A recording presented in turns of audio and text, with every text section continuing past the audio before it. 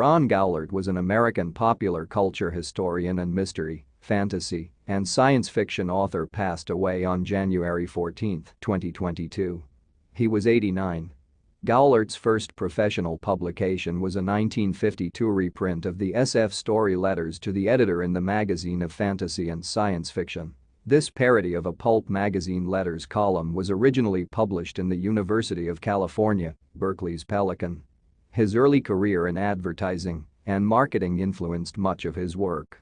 In the early 1960s, Goulart wrote the text for Chex Press, a newspaper parody published on Ralston Purina cereal boxes, wheat Chex, rice Chex, corn Chex. He contributed to PS and other magazines, along with his book review column for Venture Science Fiction magazine.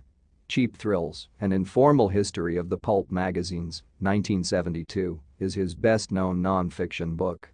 Goulart has been nominated twice for the Edgar Award, once for his 1970 science fiction novel After Things Fall Apart. In the early 1970s, Goulart wrote several scripts for Marvel Comics, mostly adaptations of classic science fiction stories. Later in the decade, he collaborated with artist Gil Kane on the Starhawks newspaper strip.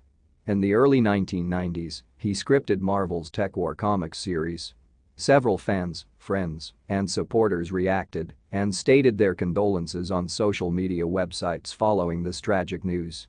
Jim Thompson wrote on Twitter, "I have been unable to find it, but I remember reading a Ron Goulart story in an Alfred Hitchcock mystery magazine anthology in the late 1970s in which he writes something like, 'He slapped the cheroot out of the egg's mouth and said, I'll mix the metaphors around here.'